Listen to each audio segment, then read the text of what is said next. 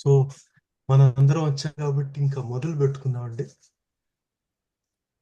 హరి ఓం. గురుర్ బ్రహ్మ గురుర్ విష్ణు గురుర్దేవో మహేశ్వర గురు సాక్షాత్ పరం బ్రహ్మ తస్మై శ్రీ గురవే నమః.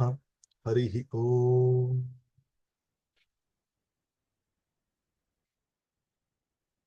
మనం బ్రహ్మసూత్రాలు అనే గ్రంథం ద్వారా ఒక పారమార్థిక తత్వాన్ని యథాశక్తి తెలుసుకునే ప్రయత్నం చేస్తూ ఈ స్వాధ్యాయాన్ని మొదలు పెట్టుకున్నాము.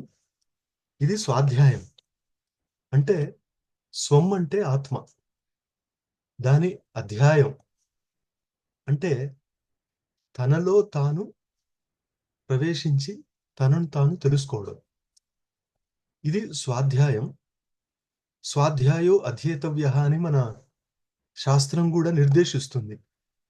అంటే శరీరాన్ని ధరించి కొంతకాలం ఈ శరీరంలో ఉంటూ ఆయా సుఖ దుఃఖాన్ని అనుభవిస్తున్న ప్రతి జీవుడు తన జీవిత క్రమాన్ని సార్థకం చేసుకోవడానికి ప్రయత్నం చేయాలి అని.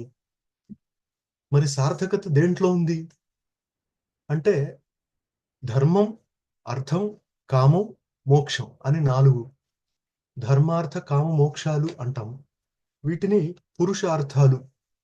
పురుష అంటే జీవుడు, పురుషేణ అర్థ్యతే ఇది పురుషార్థ.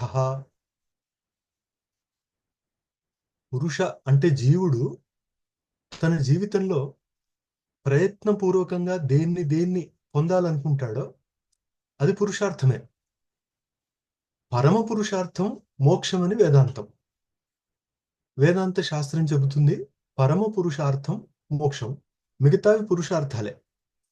అంటే ప్రతివాడు తన జీవితంలో ఏదో ఒక దశలో ఎంతో కొంతకాలం వీటి కోసం తపించి తాపత్రయపడి వాటిని పొందడానికి ప్రయత్నం చేస్తుంటాడు. అలాంటి పురుషార్థాల్లో చివరిది పరమము, మోక్షము. దాన్ని చెప్పగలిగిన శాస్త్రము, దర్శనం. వాటిలో మూర్ధన్యము వేదాంతం. సో అన్ని శాస్త్రాలు మోక్షాన్ని తెలియజేయడానికి ప్రయత్నం చేస్తాయి. ప్రతి దర్శనంలో మోక్ష స్వరూపము, మోక్ష ప్రయోజనం, మోక్ష సాధనము ఇవన్నీ కూడా చర్చించబడినా వీటిని సమగ్రంగా కూలంకషంగా చర్చించింది వేదాంత శాస్త్రము. ఆ వేదాంత శాస్త్రంలో ఉపనిషత్తుల సమన్వయాన్ని చేస్తూ వాటి తాత్పర్యం ఏమిటి అని నిర్ధారించడానికి భగవాన్ బాదరాయణ మహర్షి రచించిన బ్రహ్మసూత్రాలను ఈ రోజు నుంచి మనం ఎంత వీలుంటే అంతగా చదువుకుంటూ వెళ్ళొచ్చు. ఈ బ్రహ్మసూత్రాల పైన, బ్రహ్మసూత్రాల తాత్పర్యాన్ని, అర్థాన్ని వివరిస్తూ ఎన్నో గ్రంథాలు ప్రాచీన కాలం నుంచి వచ్చాయి. సాధారణంగా బ్రహ్మసూత్రాలు ఏ కాలంలో వచ్చాయి, దీని రచన ఎప్పుడు జరిగింది అనే విషయాన్ని తరచి చూసి కొంతమంది పండితులు కొంత నిర్ణయాలని చూపించారు. ఇది అసలు క్రీస్తు తర్వాతన, క్రీస్తు శకం ముందా అనే ఒక వాదన ఉంది. సరే, క్రీస్తు అనేది పక్కకు పెడితే పాణిని ఆచార్యుడు అనే ఒక ఆచార్యుడు, మనం క్రీస్తు పూర్వం అని అనుకుందాం, 6వ శతకంలో వ్యాకరణ సూత్రాలు రచించినట్టుగా ప్రసిద్ధి. ఆ తర్వాత ఒక 100 సంవత్సరాల తర్వాత పతంజలి మహర్షి ఆయన రావడం, మహాభాష్యాన్ని రచించడం, ఇది ఒక ఇతిహాసం. పాణిని రచించిన వ్యాకరణ సూత్రాల్లో భిక్షు సూత్రము అని కూడా కనిపిస్తుంది. కాబట్టి ఇలాంటి సూత్రం ఏదో ప్రాచీన కాలం నుంచి ఉంది, అది లోపించింది. తర్వాత దాన్ని ఆధునిక కాలంలో పునరుద్ధరింపజేసి మరొక్కసారి వాటిని క్రమంలో పెట్టి మనకు అందించింది బాదరాయణ మహర్షి అని అంటారు. వీటి కాలము సుమారు 3వ శతకం అని, క్రీస్తు పూర్వం 3వ శతకం అని. ఆ తరువాతే మిగతా భాష్యాలు, వృత్తులు, వార్తికాలు ఇవన్నీ వచ్చాయి. కొంత స్థూలంగా ఈ మొత్తం సమగ్ర బ్రహ్మసూత్రాల స్వరూపాన్ని తెలుసుకోవాలంటే అథాతో బ్రహ్మ జిజ్ఞాస అనే సూత్రం నుంచి మొదలై అనావృత్తి శబ్దాత్ అనే చివరి సూత్రం వరకు ఇదొక ఆధ్యాత్మిక ప్రవాసం. దీంట్లో ఎన్నో శంకలు, సమాధానాలు, సాధన క్రమం, సమన్వయం, విరోధం, ఆక్షేపం ఇవన్నీ చూడొచ్చు మనం. దీంట్లో అథాతో బ్రహ్మ జిజ్ఞాస అని మొదలు, అతః అని సాధారణంగా శాస్త్రాన్ని ఆరంభించుకునే క్రమం. లేదా అధ ఒక శబ్దం ఉన్నా సరే దాని నుంచే శాస్త్రం మొదలవుతుంది. ఎట్లా అంటే మీకు అథ యోగానుశాసనం, అథ శబ్దానుశాసనం అని మన ప్రాచీన సంప్రదాయంలో శాస్త్రం మొదలవుతుంది అంటే వాటికి ముందుండే శబ్దాలు అథ, అతః. ఇవి రెండు వేరు శబ్దాలు అని కొందరు, ఈ రెండు కలిపి ఒకటే శబ్దము అని కొందరు భాష్యకారులు వర్ణించారు. మనం ప్రాచీన కాలంలో బ్రహ్మసూత్రాలు అనేవి వివరించడానికి వీటిని ఏర్పడ్డ భాష్య గ్రంథాలలో ప్రాచీనతమంగా చెప్పాలంటే ఆది శంకరాచార్యులు అంటాం. శంకర భగవత్పాదుల భాష్యమే అతి ప్రాచీనమని. కానీ ద్రమిడ భాష్యం అని ఒకటి ఉండేదట ఆయన కంటే ముందు, అది ఇప్పుడు దొరకట్లేదు. సో టంక, ద్రమిడ, బ్రహ్మనంది, బోధాయన వీళ్ళందరూ కూడా బ్రహ్మసూత్రాన్ని ఆయా క్రమంలో వివరించే ప్రయత్నం చేసిన ఆ గ్రంథాలు మనకు దొరకట్లేదు. మనకు దొరుకుతున్న గ్రంథం శంకర భాష్యం మొదటిదిని. ఆ తరువాత కొద్ది కాలం జరిగిన తర్వాత భాస్కరాచార్యుల వారి భేదాభేదవాద భాష్యం వచ్చింది. అది చౌఖంబ వాళ్ళు ప్రచురించారు. సుమారు అదే కాలంలో యాదవ ప్రకాశులు అనే ఒక ఆయన స్వాభావిక భేదాభేదవాదం అని ఆయన ఒక భాష్యం రాశారట, సర్వజ్ఞ భాష్యం. అది దొరకట్లేదు, ఇప్పుడు లుప్తమైపోయింది. ఆ తరువాతి కాలంలో వీటన్నిటిని అంటే శాంకర భాష్యం, ద్రమిడ, టంక, బ్రహ్మనంది, బోధాయన, యాదవ ప్రకాశ, భాస్కరాచార్య ఇంతమంది భాష్యాలను వ్యాఖ్యానాలను స్పృశిస్తూ విమర్శిస్తూ భగవద్ రామానుజాచార్యుల వారు 11వ శతకం ఆయన శ్రీభాష్యం అని రాశారు. శ్రీభాష్యం అనేది వేదాంతంలో చాలా క్లిష్టము, చాలా అద్భుతమైన ఒక భాష్య గ్రంథం. ఆయనది విశిష్టాద్వైతం, శంకరాచార్యుల వారిది కేవలాద్వైతం. ఇంకా ఆ తర్వాత కొద్ది కాలానికే మధ్వాచార్యుల వారు, ఆయన సుమారు 11-12వ శతకం, ఆయన కర్ణాటకలో ఆవిర్భవించి ద్వైత భాష్యాన్ని రచించారు. అద్వైతం, విశిష్టాద్వైతం, ద్వైతం ఇలా జరిగిన కొంతకాలం తర్వాత నింబార్కాచార్యుల వారు ద్వైతాద్వైతవాదం అనే ఒక భాష్యాన్ని రచించారు. అయితే కొందరంటారు నింబార్కాచార్యుల వారు అత్యంత ప్రాచీనులు, శంకరాచార్యుల కంటే కూడా ముందు ద్వాపర యుగంలో అని అంటారు. మనకిప్పటి ఆధునిక పరిశోధన వల్ల ఆయన మధ్వాచార్యుల వారి తర్వాత అన్నట్టుగా కనిపిస్తుంది. ఆ తర్వాత వచ్చింది శుద్ధాద్వైతం. దాన్ని స్థాపించినది శ్రీ వల్లభాచార్యుల వారు. మనకు గర్వకారణం ఏంటంటే వల్లభాచార్యులు, నింబార్కాచార్యులు వీరిద్దరూ తెలుగువారు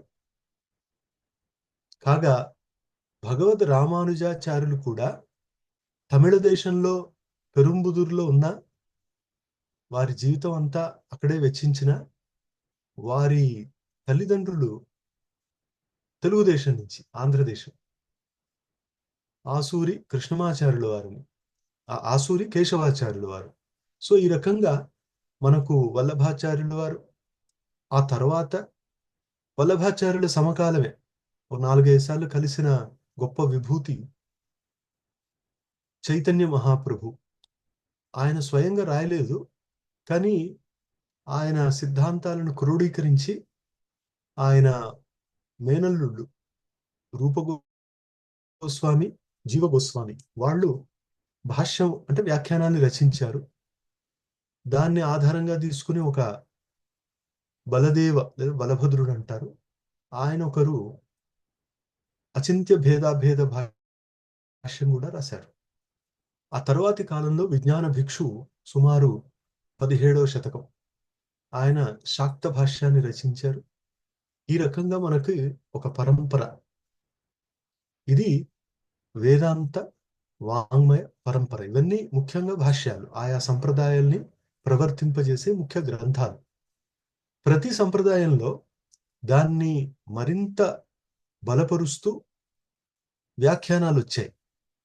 శంకరాచార్యుల వారి భాష్య క్రమంలో వాచస్పతి మిశ్ర ఆయన రచించిన భామతి చాలా అద్భుతమైన గ్రంథం. దాన్ని మిగతా వాళ్ళు కూడా అనుసరించారు. ఆ తరువాతే ఖండన ఖండఖాద్యమని శ్రీహర్షులు, తరువాత అదే క్రమంలో చిత్సుఖాచార్యులు చాలా గొప్ప నైయాయికులు, వేదాంతి. ఆయన గ్రంథం ఒకటి మనకు లభిస్తుంది, అదొకటి. దాని తర్వాత క్రమంలోనే మనకు ఎంతో మంది ఆచార్యులు వచ్చిన చాలా ప్రసిద్ధులు 15వ శతాబ్దికి చెందిన మధుసూదన సరస్వతి, ఆ తర్వాత ఇంకా అప్పయ దీక్షితులు, మన వేదాంత పరిభాష ధర్మరాజ అధ్వరీంద్రులు, వీళ్ళంతా కూడా చాలా గొప్ప అద్వైత వేదాంతులు. ఇలా ప్రతి సంప్రదాయంలో చాలా గొప్ప ఆచార్యులు రావడం, వారు ఆయా సంప్రదాయాన్ని బలపరుస్తూ సమర్థిస్తూ కొత్త కొత్త యుక్తుల్ని చూపిస్తూ మనకు ఈ మొత్తం అసలు ఏంటి వేదాంతం, ఆయా సంప్రదాయానికి చెందిన రహస్యం ఏంటి అని చూపించే ప్రయత్నం చేశారు. ఇలా మనకి మొత్తం వేదాంతము అనేది ఒకటి చాలా విస్తరించి అద్భుతమైన ఒక సంప్రదాయంగా ఏర్పడింది. దాంట్లో పరస్పరం ఎన్ని మతభేదాలు ఉన్నా కూడా అందరూ మనకు అందజేయవలసింది ఏంటంటే మనుష్య జీవితాన్ని సఫలం సార్థకం చేసుకునే క్రమం ఏంటి. ప్రతివాడు తన జీవితంలో కొంత ఆధ్యాత్మిక దృష్టిని అవలంబించి ముందుకు ఎలా వెళ్ళాలి, దేన్ని అధ్యయనం చేయాలి, ఎలా అధ్యయనం చేయాలి, ఏది తత్వము, ఇవన్నీ చెప్పే క్రమంలోనే ముందుకు వెళ్ళాయి. అలా మనకు ఈ పెద్ద వాంగ్మయం అంటూ ఒకటి ఏర్పడింది. ఇప్పుడు ఒక మాట ఏంటంటే, ఈ వేదాంతము అంటే వేద అంతము అని అనుకుంటున్నారు. చాలా మంది ఏమంటారంటే వేదాల యొక్క చివరి భాగం. నిజానికి ఋగ్వేదం, యజుర్వేదం, సామవేదం, అథర్వవేదం అని మంత్రభాగాన్ని తీసుకొని చివరి భాగం వెతికితే దాంట్లో ఉపనిషత్తు కనపడదు.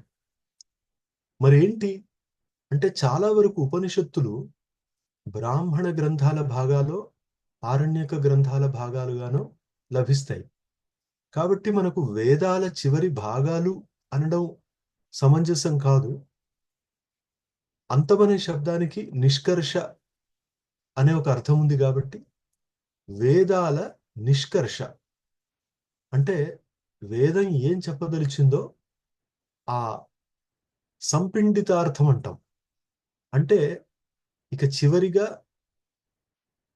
నిష్కర్షగా వచ్చిన అర్థం, దాన్ని వేదాంతం అని అన్నారు.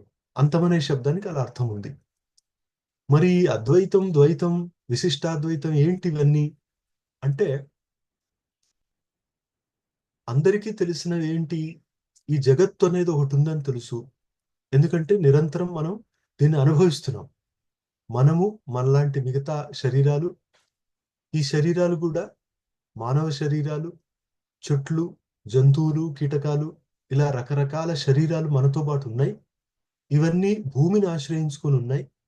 కానీ ఆకాశాన్ని చూసినప్పుడు ఇంకా ఎన్నో ఇలాంటి శరీరాలు కనిపిస్తుంటాయి. అంటే చంద్రుడు, సూర్యుడు, గురువు, బుధుడు, శని ఇట్లాంటివి ఎన్నో కనిపిస్తున్నాయి. వీటినన్నిటినీ సంస్కృతంలో శరీరాలు అంటారు. శరీరము అంటే వ్యక్తమైన ఒక భాగం. సో ఇవన్నీ శరీరాలే. ఇన్ని శరీరాలు మనకు కనిపిస్తున్నాయి. ఇదంతా జగత్తు. జగత్ అనే శబ్దానికి జంగమ్యతే ఇది జగత్ అనే క్విబంత రూపంగా నిత్యము పరిణమిస్తున్నది. జగత్ అంటే నిత్యము పరిణమించేది అని. సరే, ఇది జగత్తు, ఇది మన అనుభవంలోకి వస్తుంది, బాగుంది. మరి రెండవది ఏంటి అంటే అనుభవిస్తున్న తత్వం. ఒకటి అనుభవింపబడుతున్న తత్వం, అదంతా జగత్తు లేదా విశ్వం. అనుభవిస్తున్నది జీవుడు అంటారు. ఇప్పుడు జగత్తు సత్యమా లేదా మిథ్యా? ఈ జీవుడు అనేది నిజంగా ఉందా లేదా మన కల్పన? ఇది తరచి చూడడమే మీమాంస. మీమాంస అంటే తరచి చూడడం, పరీక్షించడం, విచారించడం. విచారించడం అంటే చింతన చేయడం, ఆలోచించడం. ఇలా జీవుడు, జగత్తు అనే రెండు ఉంటే ఇంతవరకైనా దీనిని మించి ఇంకేదైనా తత్వం ఉందా అని ప్రయత్నించినప్పుడు మన అనుభవంలోకి వచ్చేది జగత్తు, అనుభవించేది జీవుడు అని తెలుస్తుండగా ఈ రెండిటి కంటే పైగా ఇంకొక తత్వం ఉండాలి అని అవసరం ఉందా? అలాంటి తత్వం ఏది మనకు ఇంద్రియాల ద్వారా, మనస్సు ద్వారా తెలియడం లేదు. కాబట్టి అలాంటిది లేదు అని నిర్ధారించుకొని కొందరు ఆగిపోయారు. కానీ కొంతమంది మాత్రం ఇంకా ఇంకా ప్రయత్నం చేసి వాళ్ళ ఆధ్యాత్మిక శక్తి వల్ల అలాంటి తత్వం ఒకటి ఉందని తెలుసుకున్నారు. అది ఈశ్వర బ్రహ్మ. ఈశ్వరుడు అనొచ్చు, బ్రహ్మ అనొచ్చు. అలా ఒక తత్వం ఉంది అని చాలా సూక్ష్మ వివేచనతో వాళ్ళు ప్రతిపాదించారు. అయితే అనుభవంలోకి వచ్చే విషయాన్ని అందరూ తొందరగా అంగీకరిస్తారు, స్వీకరిస్తారు. ఈ ఈశ్వరుడు లేదా బ్రహ్మ అనేది కనపడదు, వినపడదు, తాకితే దొరకదు, వాసన పట్టడానికి కుదరదు, వినపడదు, ఇలాంటివన్నీ ఉన్నాయి కదా.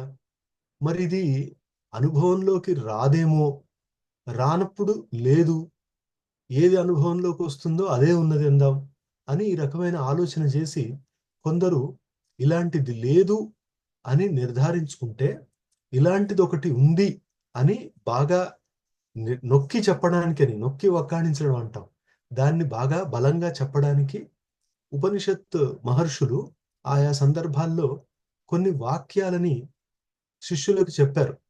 అలాంటిది ఒకటి ఉంది, అదే పరమతత్వం, దాని నుంచే ఇదంతా వచ్చింది, దాన్ని మనం ఆశ్రయించాలి అని వాళ్ళొక సత్యాన్ని చెప్పారు. ఆ సత్యము అదే పరమమైతే ఈ జగత్ అనేది వ్యావహారికము. అప్పుడు ఏమవుతుంది? రెండూ ఉన్నట్లయితే ద్వైతం. భేదం అంటే ద్వైతం, భేదం. దేనికి దేనికి భేదం అంటే ద్వైత సంప్రదాయంలో ప్రతి జీవుడికి పరస్పర భేదం, జీవుడికి ప్రకృతికి భేదం, ప్రకృతికి ప్రకృతికి భేదం, మళ్ళీ వీటన్నిటికీ ఈశ్వరుడితో భేదం. ఈ రకంగా ఈశ్వరుడు, జీవుడు, జగత్తు అనే మూడు. ఈశ్వరుడిలో భేదం లేదు కాబట్టి మిగతా వాటి భేదాలు కలుపుకొని 5 రకాల భేదాలు అనేవి నిజంగానే ఉన్నాయి, ఇది సత్యము అని చెప్పే దర్శనం ద్వైతం. ద్వాభ్యాం ఇతం ద్వైతం తదేవ ద్వైతముచ్యతే అని నైష్కర్మ్య సిద్ధిలో సురేశ్వరాచార్యుల వారు వివరిస్తారు. ఇదే మనకు మధుసూదన సరస్వతి సిద్ధాంత బిందువులో కనిపిస్తుంది. ద్వాభ్యాం ఇతం ఇతం అంటే నిర్గతం, ద్వాభ్యాం అంటే రెంటి నుండి బహిర్గతమైనది, ప్రకటమైనది ద్వితం. దాన్నే స్వార్థే అణ్ప్రత్యయంతో ద్వైతం అని ఒక శబ్దాన్ని చేశారు. ద్వైతం అంటే నామ రూప సహితం. ఏదేది నామరూపాలు హిందో అది ద్వైతం అని. అందుకనే అస్థి, భాతి, ప్రియం, నామ, రూపం అనే 5. అస్థి, భాతి, ప్రియం, నామ, రూపం. ఆద్యం త్రయం బ్రహ్మణో రూపం. చివరి 2 జగద్రూపం అని శాస్త్రం. దీంట్లో అస్థి, భాతి, ప్రియం అనే 3 బ్రహ్మస్వరూపం. అస్థి, భాతి, ప్రియం అంటే సత్, చిత్, ఆనంద. కాబట్టి మనం సచ్చిదానంద బ్రహ్మ అని అంటాం. బ్రహ్మ సత్, బ్రహ్మ చిత్, బ్రహ్మ ఆనందం. చిత్ అంటే చైతన్యం.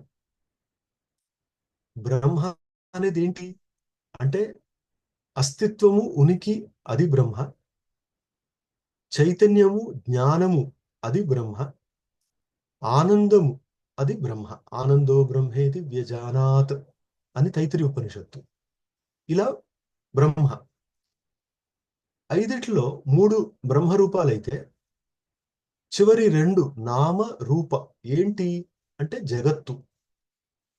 ఈ విధంగా నామరూపాల ద్వారా ప్రకటమైన జగత్తు లేదా విశ్వం, దీన్ని ద్వైతం అంటారు.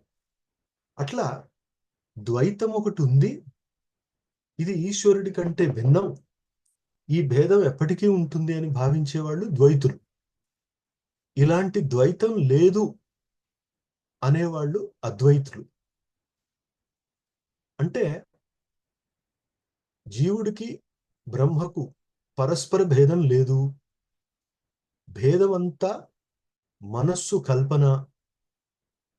చివరి సత్యం, అంతిమ సత్యం అద్వైతమే.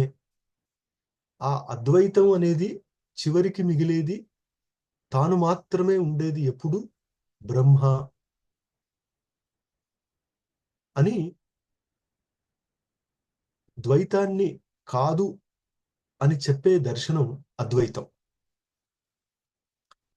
అద్వైతం అనగానే బ్రహ్మ అని మనం తెలుసుకోవాలి. మాండుక్యోపనిషత్తులో శాంతం శివం చతుర్థం అద్వైతం మన్యంతే అని 4వ దశ అంటే తురీయ అవస్థ, దాన్ని బ్రహ్మ అన్నారు వాళ్ళు. అదే అద్వైతం. అద్వితీయ బ్రహ్మ, ఏకమేవా ద్వితీయం బ్రహ్మ అని ఛాందోగ్యోపనిషత్తు. ఈ రకంగా అద్వితీయమైన బ్రహ్మను మాత్రమే సత్యంగా ప్రతిపాదించే దర్శనం అద్వైతం. భేదం అనేది సత్యం అని భేదాన్ని ప్రతిపాదించే వేదాంత సంప్రదాయం ద్వైతం. ఇవి కాకుండా విశిష్ట అద్వైతం, విశిష్ట ఐక్యం అనే ఒక వేదాంతం. అదేం చెప్తుంది అంటే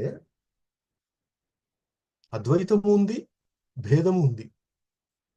భేదం ఏ రూపంలో ఉంది అంటే ఎవరైనా ఒక పువ్వుని చూపించి ఒకటే పువ్వు, ఇక్కడ ఎన్ని పువ్వులు ఉన్నాయంటే ఒకటే అంటాం మనం. పువ్వు ఒకటే. ఏదో ఒక నల్ల కలువ అంటారు, లేదా ఎర్ర కలువ అంటారు. సో ఒకటే పుష్పం, కానీ దాని విశేషణంగా, దాని ప్రకారంగా ఎరుపుదనము, ఏదో నీలము ఇట్లాంటివి ఉన్నాయి కదా. మరి ఎరుపు రంగు అనేదే కమలమా? కాదు. కమలం అనేది ఒక ద్రవ్యం, ఎరుపు రంగు దాని గుణం.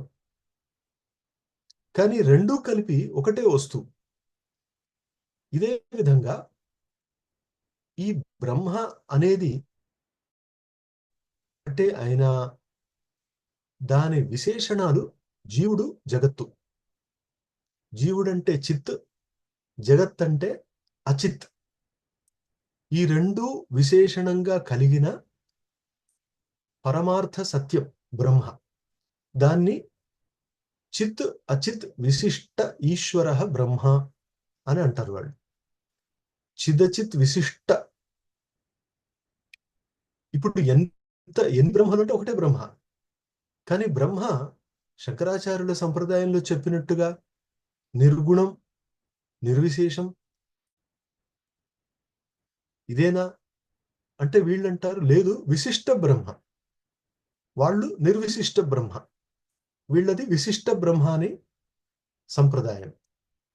కాబట్టి జీవుడు జగత్తు అనే దాన్ని పక్కకు తోసి బ్రహ్మను గూర్చి ఆలోచించకూడదని, ఇది మనకు జ్ఞానేశ్వర్ మహారాజు కూడా చెప్తారు 14వ అధ్యాయంలో.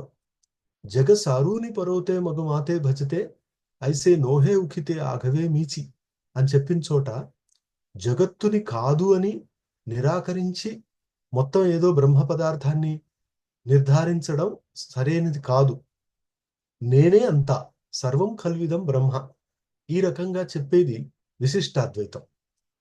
ఇది కాకుండా అంటే ఇప్పటికి మనం చూసింది ద్వైతం, అద్వైతం, విశిష్టాద్వైతం కాకుండా శుద్ధాద్వైతం అని ఒకటి ఉంది. ఏంటి, ఎందుకు సమస్య అంటే వల్లభాచార్యులు వారి ఆలోచనలో బ్రహ్మ అనేది తానుగా జగత్తును సృష్టించదు. సృష్టి అనేది ఒకటి అవుతున్నట్టుగా మనకు ప్రతిదినం తెలుస్తుంది. బ్రహ్మ ఎలా సృష్టిస్తుంది అంటే శంకరాచార్యుల వారు తన మాయ ద్వారా అనంటే, ఈ మాయ అనేది బ్రహ్మ కంటే వేరా, బ్రహ్మతో ఉండేదా అని ఆలోచించి మాయని విడిగా ఒక సత్యంగా అంగీకరిస్తే బ్రహ్మ అద్వితీయం కాదు. అప్పుడు ద్వైతం వస్తుంది. బ్రహ్మ అనేది ఒకటి, మాయ అనేది ఒకటి, రెండు విడివిడిగా గ్రహిస్తే. లేదు బ్రహ్మనే మాయ అందామంటే బ్రహ్మ మాయ కాదు. మాయనంతు మహేశ్వరం అని శ్వేతాశ్వతర ఉపనిషత్తు మాయ కలిగింది ఈశ్వర తత్వం అని చెప్తుంది తప్ప మాయ అనేదే ఈశ్వరం అని చెప్పదు.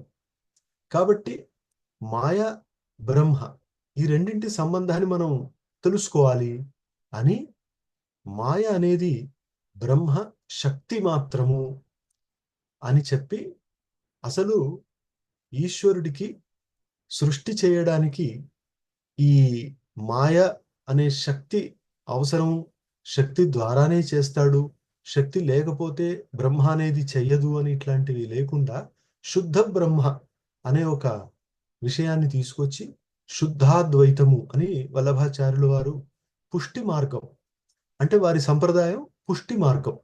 పుష్టి అంటే పోషణం తదనుగ్రహ అని భాగవతంలో చెప్పినట్టుగా భగవంతుడి అనుగ్రహం.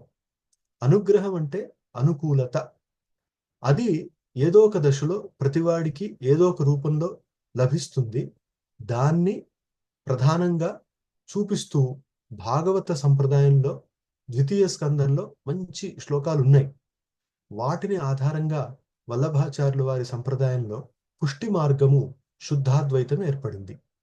ఇవి కాకుండా అచింత్య భేదాభేదవాదం, భేదావాదం, అదే ద్వైతాద్వైతవాదం, విశిష్ట శాక్త అద్వైతం, విశిష్ట శివాద్వైతం అని అనేక రకాలుగా సంప్రదాయాలు, వాటి గ్రంథాలు మనకు ఈ విషయాల్ని వివరించడానికి. ఏ విషయాలను అంటే పరమసత్యం ఏంటి, పరమసత్యం బ్రహ్మ అనేదా, బ్రహ్మ అనేది ఉందా, దాని స్వరూపం ఏంటి, అది సగుణమా నిర్గుణమా, అది సృష్టిని చేస్తుందా చేయదా, సృష్టి అనేది ఏంటి, దీని క్రమం ఏంటి, ఈ సృష్టి అనేది నిజమా మిథ్యనా, జీవుడు అనేవాడు ఉన్నాడా, ఉంటే బంధనం ఉందా లేదా, బంధం ఉంటే ఈ బంధం తొలగిపోవడం ఎలా, మోక్షం అంటే ఏంటి, మోక్షం పొందే మార్గం ఏంటి, దాని క్రమము, శాస్త్ర ప్రయోజనము, మన జీవితం ఎలా నడుపుకోవాలి అనే ఈ విషయాలన్నింటినీ మనకు తెలియజేసేవే దర్శనాలు, శాస్త్రాలు. మనం అనుకున్నట్టుగా వీటిల్లో మూర్ధన్యమైనది వేదాంత దర్శనం అంటాం. దర్శనాలన్నీ కూడా పరస్పర సంబంధం కలిగే దర్శనాలన్నీ మనకు మన జీవితంలో ఒక్కొక్క దశలో ఒక్కొక్కటి ఉపయోగపడుతుంది. మనం చెప్పుకున్నట్టుగా మనం జ్ఞానాన్ని పొందడం ఒకటి, పొందిన జ్ఞానాన్ని నిర్ధారించుకోవడం ఒకటి, నిర్ధారించుకున్న జ్ఞానాన్ని అనుభవంలోకి తెచ్చుకోవడం ఒకటి, ఇలా అనుభవంలోకి వచ్చిన జ్ఞానాన్ని ఇతరులతో పంచుకోవడం అనేది ఒకటి. ఒక్కొక్క దశలో ఒక్కొక్క శాస్త్రం ఉపయోగపడుతుంది. మనం ముందు తెలుసుకోవడం అనేది అవసరం. తెలుసుకోవడం అనేది మనలో ఉంది, దానికి మెరుగులు దిద్దాలి. మరి మనలో ఉన్న జ్ఞానం మనకే ఎందుకు దొరకట్లేదు అంటే దానికి ఆవరణ మన తమో గుణము రజో గుణం అనేవి ఉన్నాయని వాటిని గమనించి మన ప్రవృత్తిని మనం సత్వగుణం వైపుకి నడిపించాలి. సాత్విక ప్రవృత్తి వల్ల మనలో జ్ఞానం పెరుగుతుంది. ఆహార శుద్ధౌ సత్వశుద్ధి, సత్వశుద్ధౌ ధ్రువా స్మృతి అని చాందోగ్యోపనిషత్తు. సో ఈ రకంగా మనలో సత్వశుద్ధి కలిగితే జ్ఞానం పెరుగుతుంది అని, ఆ జ్ఞానం పొందే క్రమంలో మనకు ఉపయోగపడే శాస్త్రం యోగ శాస్త్రం. మనం ప్రతిరోజు శరీరం, మనస్సు, బుద్ధి అనే వాటికి ఒక నియంత్రణను అలవాటు చేయడానికి నిరంతర యోగాభ్యాసం చేయడం వల్ల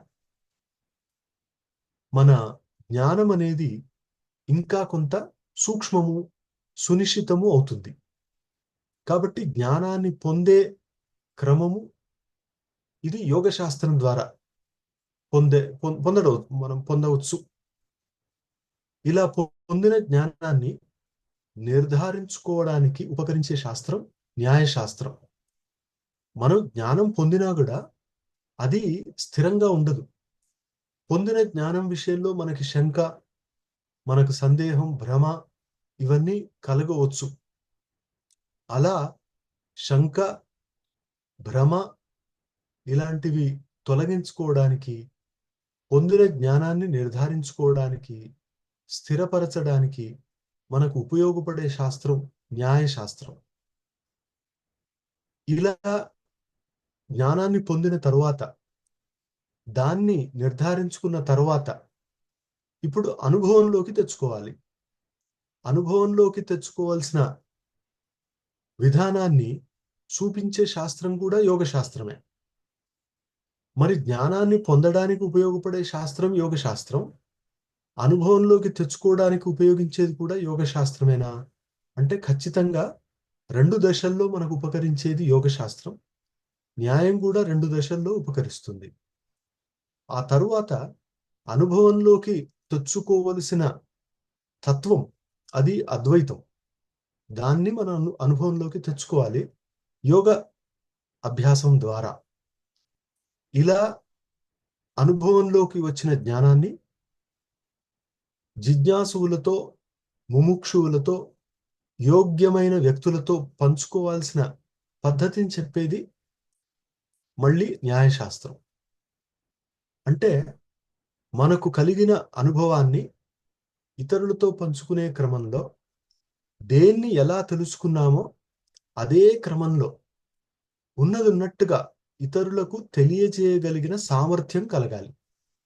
ఈ సామర్థ్యం ఎప్పుడు కలుగుతుంది అంటే రెండు శాస్త్రాలు, మనస్సు నిలకడగా ఉండాలి, భాష కుదురుగా ఉండాలి. ఇలా మనస్సు, భాష, ఆలోచన, భాష రెండు కుదురుగా ఉండాలి. అలా రెండింటి పరిష్కరణ, సంస్కారాన్ని చేసే దర్శనాలు, శాస్త్రాలు న్యాయశాస్త్రము, యోగ శాస్త్రము. ఈ రెండు శాస్త్రాల ద్వారా మనం పొందిన జ్ఞానాన్ని ఇతరులకు అందజేయవచ్చు. ఉన్నట్టుగా అందజేయలేకపోతే తప్పులు వస్తాయి కదా. ఆ తప్పులని ఆభాసాలు అంటారు శాస్త్రంలో. అవి ఏదో ఒక రూపంలో ఉంటాయి. అంటే హేతువులో దోషాలుంటే హేత్వాభాసాలు, సాధ్యంలో దోషాలుంటే సాధ్య ఆభాసాలు, దృష్టాంతంలో ఉదాహరణలో దోషాలుంటే దృష్టాంత ఆభాసాలు, తర్కాభాసాలు, న్యాయాభాసాలు. సో ఇవన్నీ ఆభాసాలు. ఈవెన్ ఆభాసాలంటే దోషాలని. కాబట్టి మనం సరిగ్గా చెప్పలేకపోతే దాంట్లో తప్పులు వచ్చే అవకాశం ఉంది. తప్పులు వస్తే ఎదుటి వ్యక్తి కూడా తప్పునే గ్రహిస్తాడు. అప్పుడు అది శాస్త్రానికి ద్రోహం చేసినట్లవుతుంది. కాబట్టి తెలిసిన దానిని ఉన్నది ఉన్నట్టుగా చెప్పడానికి ఉపయోగపడే శాస్త్రం, న్యాయశాస్త్రం, దాన్ని కూడా మనం తెలియాలి. ఇప్పుడు ఇన్ని శాస్త్రాలు మనకు పద్ధతి అంటే జ్ఞానాన్ని పొందే పద్ధతిని, జ్ఞానాన్ని నిర్ధారించుకునే పద్ధతిని, జ్ఞానాన్ని అందింపజేసే పద్ధతిని తెలియజేస్తున్నా అసలు ముఖ్యమైన ప్రశ్న దేన్ని తెలుసుకోవాలి అని. దేన్ని తెలుసుకోవాలి అనేది ముఖ్యమైన ప్రశ్న. ప్రపంచాన్ని తెలుసుకోవాలా? ఇప్పుడున్న ఆధునిక విజ్ఞానం అంతా ప్రపంచాన్ని తెలియజేస్తుంది. అంటే ఈ భూమిని తెలియజేసేది జియాలజీ, ప్రాణుల్ని తెలియజేసేది జువాలజీ, చెట్లను తెలియజేసేది బాటనీ, ఈ నీరు ఇట్లాంటివన్నీ వాటిని కెమికల్ గా తెలియజేసేది కెమిస్ట్రీ. ఇవన్నీ ఏ రకంగా ఉన్నాయి, ఏ నియమాల్ని పాటిస్తున్నాయని తెలుసుకోవడం ఫిజిక్స్. మన శరీరాన్ని తెలుసుకుంటే అనాటమీ, శరీర నిర్మాణాన్ని తెలుసుకుంటే అనాటమీ, దాన్ని పనిచేసే విధానాన్ని తెలుసుకుంటే ఫిజియాలజీ, దీని లోపల బ్రెయిన్ కి సంబంధించినవన్నీ న్యూరాలజీ. ఇదంతా ప్రపంచంలో భాగం. వీటన్నిటినీ తెలుసుకోవచ్చు. కానీ ఇదే పరమమా? ఇదేనా అంతిమం? వీటన్నిటికంటే ఇంకా ఏదైనా తెలుసుకోవలసినది ఉందా? అసలు ఇది తెలుసుకుంటుంది ఎవరు? నేను. ఇదేంటి? ఇది ప్రపంచంలో భాగంగా కనిపిస్తుంది. మరి దీనికి కూడా నాశనం ఉందా? సో ఇలాంటివన్నీ ఉన్నప్పుడు తెలుసుకోవలసినదేది అన్న ఒక పెద్ద ప్రశ్న. నన్ను నేను మాత్రమే తెలుసుకోవాలా? ఈ ప్రపంచాన్ని తెలుసుకోవాలా? ఇవన్నీ ఉన్నాయి కాబట్టి ఇవేవి కాకుండా ఏదో ఒకటి కల్పించి తెలుసుకోవాలా, లేదా ఉన్నదని తెలుసుకోవాలా అనే పెద్ద ప్రశ్న వచ్చినప్పుడు ఉపనిషత్తులన్నీ ముక్తకంఠంగా మనకు తెలియజేస్తున్న తత్వం బ్రహ్మ. తదేవ బ్రహ్మత్వం విద్ధి నేదం యదిదముపాసతే తద్బ్రహ్మేతి విజిజ్ఞాసస్వ. తదేవ బ్రహ్మ సత్యం జ్ఞానమనంతం బ్రహ్మ కం బ్రహ్మ ఖం బ్రహ్మ. ఇలా బ్రహ్మను గురించి అన్ని ఉపనిషత్తుల్లో ఏదో ఒక రూపంలో చెప్పారు. ఈశావాస్యం లాంటి చోట బ్రహ్మ శబ్దం కలమడకపోయినా ఈశ్వర శబ్దం వస్తుంది. కాబట్టి ఏదో ఒక రూపంలో ఒక తత్వాన్ని వాళ్ళు చూపించదలిచారు. అది బ్రహ్మ అని ప్రసిద్ధి. ఈ బ్రహ్మ అనేది ముందు నుంచి ఉందా? ఉంది. అంటే ఏంటి? ముందు నుంచి ఉంటే సిద్ధం అంటారు. ముందు నుంచి లేకుండా నేను చెప్పదలిచిన దాన్ని సాధ్యం అంటాం. సిద్ధము, సాధ్యము. బ్రహ్మ ముందు నుంచి ఉంటే నేనేం చేయాలి అంటే నేను ఇంతకు ముందు తెలుసుకోలేదు, ఇప్పుడు తెలుసుకోవాలి. ఇంతకు ముందు తెలుసుకోకపోవడం అజ్ఞానం, ఇప్పుడు తెలుసుకుంటే జ్ఞానం. అంతే కదా? అంటే అంతేకాదు.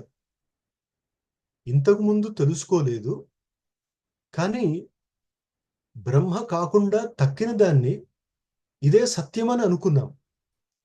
ఇది మిథ్య. లేని దాన్ని లేదా ఉన్నదాన్ని దేన్నైనా కూడా తెలుసుకోకపోతే అజ్ఞానం, తెలుసుకుంటే జ్ఞానం. తప్పుగా తెలుసుకుంటే భ్రమ. దాన్ని మిథ్య అంటారు. తప్పుగా తెలుసుకోవడం కూడా ఉంది. తెలుసుకోవడం, తెలుసుకోకపోవడం, తప్పుగా తెలుసుకోవడం, అలా మూడు. కాబట్టి శాస్త్రాలు ఏం చేస్తాయంటే ఉన్నదాన్ని మనం తెలుసుకోవడం లేదు కాబట్టి తెలియజేస్తాయి, అంటే అజ్ఞానాన్ని దూరం చేస్తాయి. మనం తప్పుగా తెలుసుకుంటే ఇది తప్పు, అసలైంది ఇది అని మనకు చెప్తాయి. అది భ్రమని దూరం చేయడం.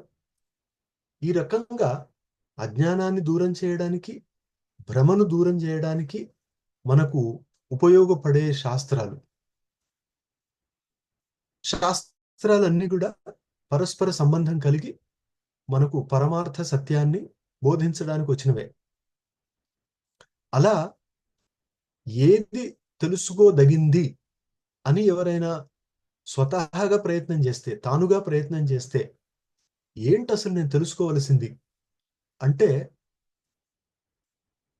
నా ఉనికికి మూల కారణమైంది ఏంటి, దానికి నాకు ఏ సంబంధం, నేను కొంతకాలం ఈ శరీరంలో ఉండడం అనేది ఏంటి, ఈ శరీరంలో ఉండి శరీరాన్ని విడిచిన తర్వాత నా స్వరూపం ఏంటి, ఆ తరువాత ఇలా నేను మాటి మాటికి శరీరాన్ని ధరించడం అనేది ఎంతకాలం, ఈ శరీరం ధరించడం అనేది ఆగిపోవడం అనేది కుదురుతుందా, ఎలా కుదురుతుంది, ఎప్పుడు కుదురుతుంది, ఒకవేళ అలాంటి స్థితి ఉంటే దాని స్వరూపం ఏంటి, వీటన్నిటిని కూడా చాలా చాలా సూక్ష్మంగా ఆలోచించి బ్రహ్మసూత్రాల ద్వారా మనకు అందజేశారు.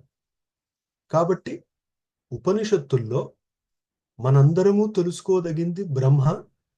బ్రహ్మను తెలుసుకుంటేనే మనకు పురుషార్థం, మోక్షం అని, జీవిత పరమార్థం బ్రహ్మజ్ఞానమే అని చెబుతూ వేదాంత దర్శనం ఏర్పడింది. వాటిల్లో బ్రహ్మసూత్రాలు అనే గ్రంథం. ఈ పుస్తకంలో 555 సూత్రాలుంటాయి.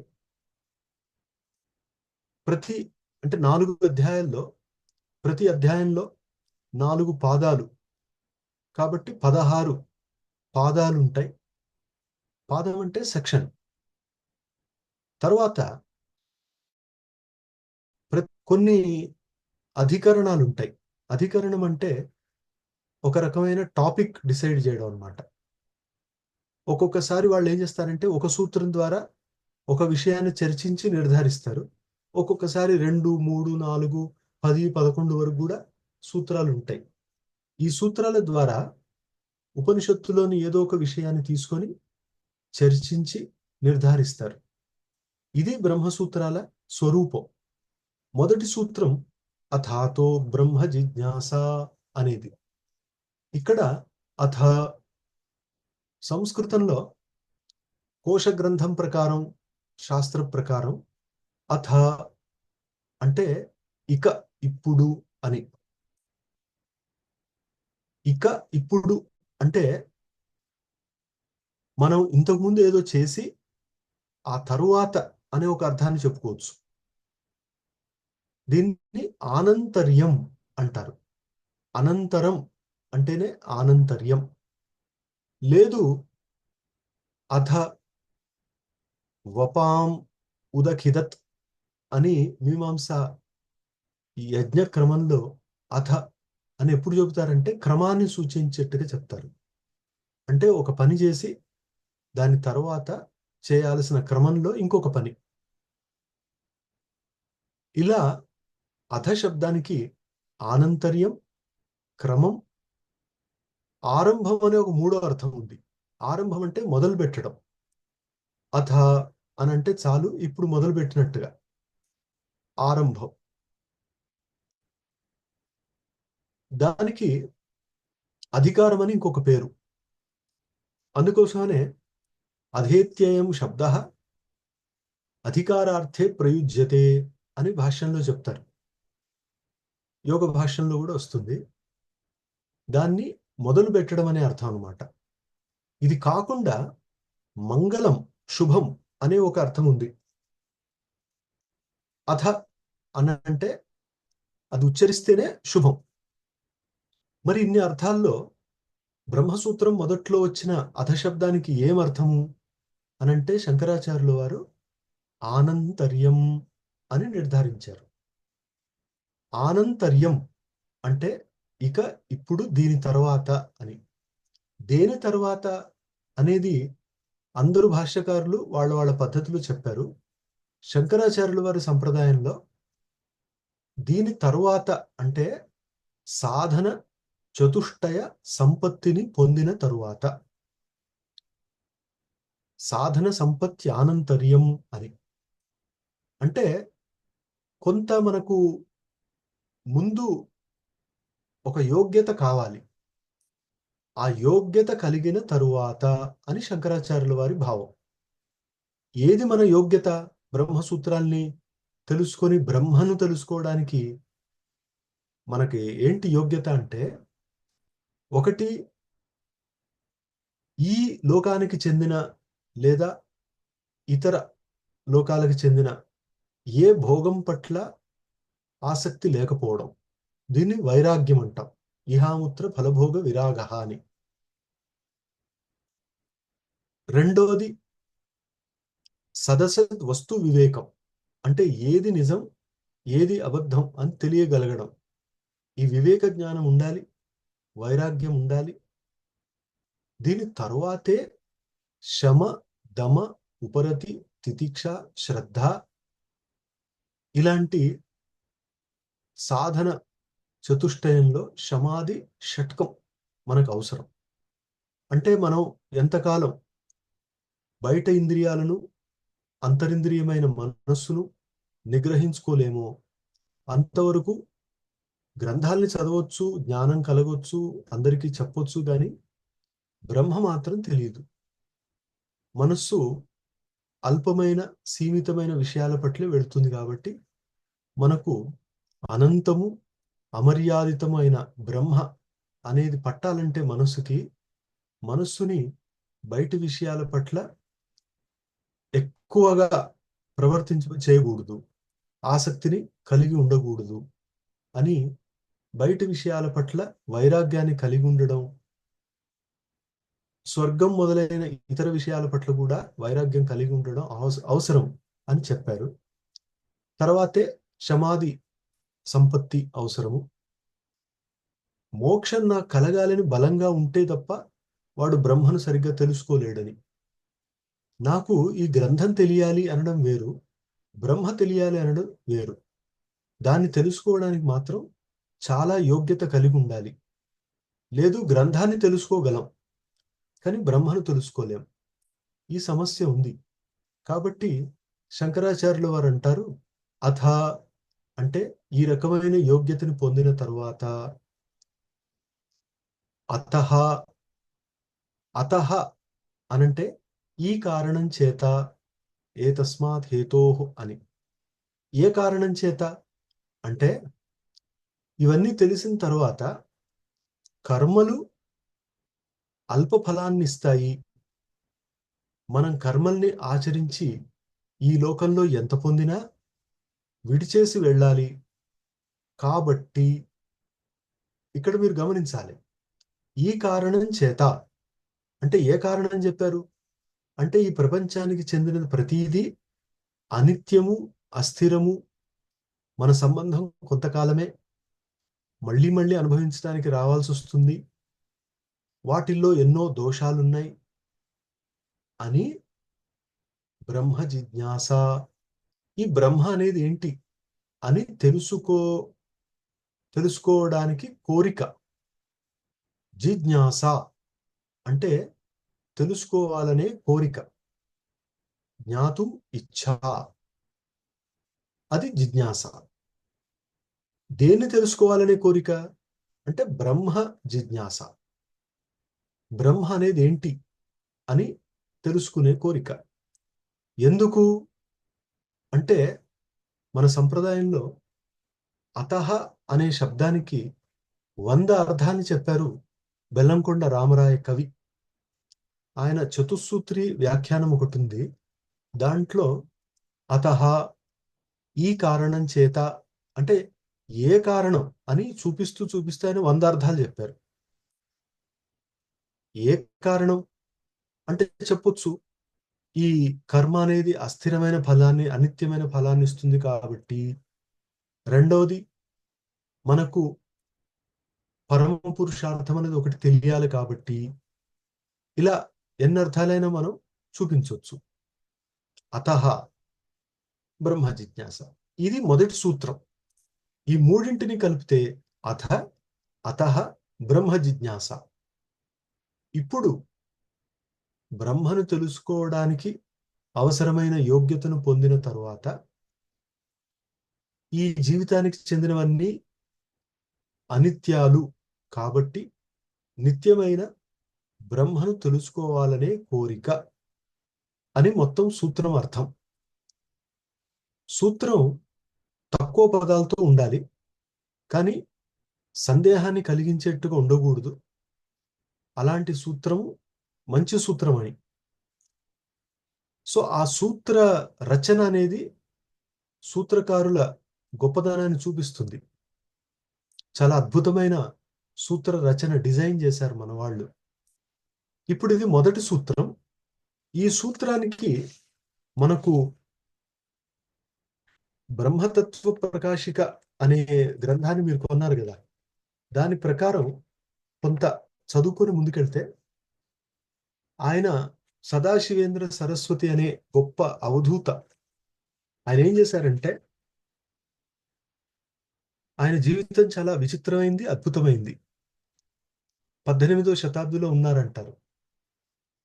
ఆయన గురువు గారి దగ్గర అన్ని శాస్త్రాలు చదివారు. అద్భుతమైన ప్రజ్ఞ, ఎదుటి వాళ్ళు నోరు విప్పలేరు అంత శాస్త్ర వ్యుత్పత్తి. అలాంటి వారు. ఆయన పేరు కూడా సదాశివ. వారి గురుకులానికి వచ్చిన ఎవరు కూడా గురువు వరకు వెళ్ళేవారు కాదట. సదాశివేంద్ర సరస్వతి వారి దగ్గరికి వస్తే వీరితో వాదించడమే చాలా ఇబ్బందిగా ఉండేది. అన్ని శాస్త్రాలు తెలిసిన వ్యక్తి కాబట్టి అందరూ విసిగిపోయేవారట. ఒకసారి ఒకతను వచ్చి గురువు గారితో అన్నట్ట, మీ సదాశివుడు ఎవరిని మాట్లాడినివ్వడు, అన్ని శాస్త్రాలు తెలుసు, తానే మాట్లాడుతూ ఉంటాడు,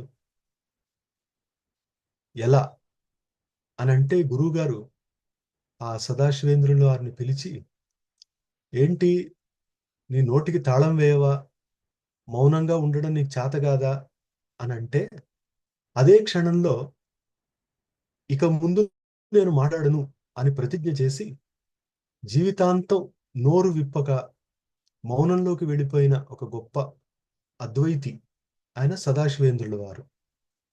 ఆ తరువాత ఆ వ్యక్తులే మళ్ళీ వచ్చన్నారట గురువుగారితో, ఏదో విచిత్రం అయ్యింది, సదాశివుడు మొదట బాగా మాట్లాడేవాడు,